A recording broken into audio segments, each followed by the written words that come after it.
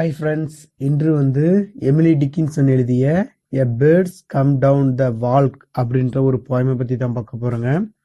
இதோட type poem.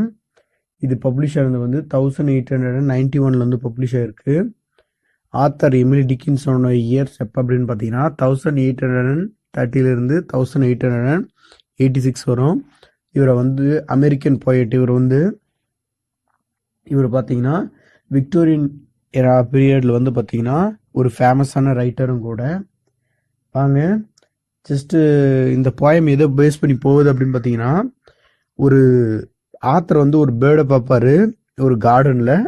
So அது என்ன பண்ணிட்டு இருக்கோம் அப்படின்னு பார்த்தீங்கன்னா, தன்னுடைய உணவுக்காக அந்த புழுவை சாப்பிட்டு போயிட்டு இருக்கோம். ஸோ அவர் அடுத்தது சாப்பிட்றதுக்கு முன்னாடி அதுக்கு என்ன கொடுப்பாரு அப்படின்னு பார்த்தீங்கன்னா, ஸ்நாக்ஸ் கொடுத்துருப்பாரு. அது ஆனால் சாப்பிடாம அங்கேருந்து பறந்து போயிடும். ஸோ அது அவ்வளோதான் அந்த ஸ்டோரி. சரி, சம்மரிக்குள்ளே போகலாம்.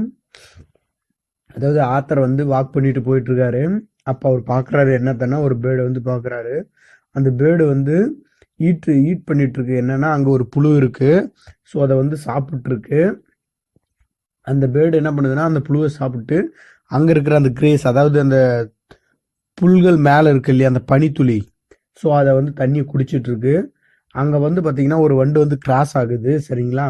ஸோ அது கிராஸ் ஆகும்போது அதை யார் அனுமதிக்கிறாங்க அப்படின்னு பார்த்தீங்கன்னா, நம்ம ஆத்தர் சரி நீ போகிறதுக்காக அந்த வண்டு வழி விடுறாரு. பட் அந்த பேர்டு என்ன பண்ணுது அப்படின்னு பார்த்தீங்கன்னா, அந்த வண்டவே உத்து பார்த்துட்டு இருக்கு. ஸோ அதுக்கு பார்த்ததுமே நம்ம ஆத்தர் அதை பார்த்துட்டு என்ன சொல்ல நினைக்கிறாரு அப்படின்னு பார்த்தீங்கன்னா, ஓகே அந்த பறவைக்கு நம்ம இன்னும் ஸ்நாக்ஸ் தரலாம் அப்படின்னு சொல்லிட்டு அதுக்கு எட்டு போய் பக்கம் வைக்கிறாரு. ஸோ இதை பார்த்து அந்த பேர்டு என்ன பண்ணுதுன்னா, பயந்து அங்கேருந்து பறந்து போயிடுது. ஸோ இந்த போயமில் டிக்கின்சன் என்ன பண்ணுறாரு அப்படின்னு பார்த்தீங்கன்னா, அந்த பறவை நடந்து போகுதுன்னு சொன்னீங்களா ஸ்டார்டிங்கில். ஸோ அது நடந்து போகும்போது இவரு தான் பார்க்குறாரு வழி அந்த பேர்டை. அந்த பேர்டு இவரை பார்க்கவே இல்லை. அதே மாதிரி அந்த புழு அந்த பேர்டு என்ன பண்ணுதுன்னா, பிடிச்சி இழுத்து ரெண்டாக பிரித்து அந்த ஃபுல் அந்த மாமிசத்தையுமே என்ன பண்ணுதுன்னா சாப்பிட்டு என்ன பண்ணுது, அங்கே இருக்கக்கூடிய அந்த புல்லில் போயிட்டு தண்ணி குடிச்சிக்குது.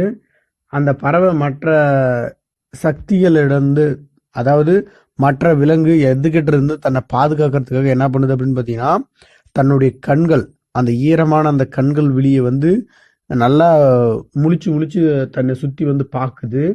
ஸோ அப்படி பார்க்கும்போது டிக்கின்சன் என்ன பண்ணுறாரு அப்படின்னு பார்த்தீங்கன்னா, அவர்கிட்ட இருக்கிற அந்த ஸ்நாக்ஸை என்ன பண்ணுறாருன்னா அங்கே கொடுக்க போகிறாரு. ஸோ அது எது நெக்லெக்ட் பண்ணுதுன்னா, அந்த பேர்டு நெக்லெக்ட் பண்ணுது.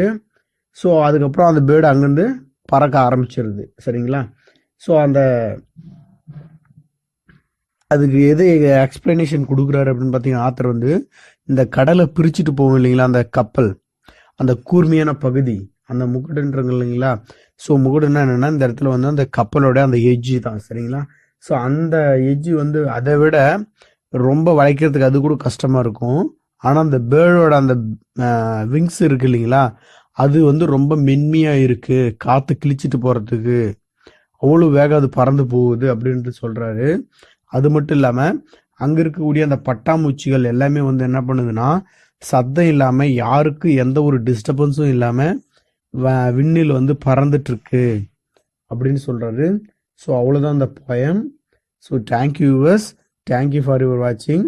மேலும் சில நாவல், போயம், ஸ்டோரி, ஷார்ட் ஸ்டோரிஸ் எதனா வேணும் அப்படின்னா கீழே கமெண்ட் பண்ணுங்கள்.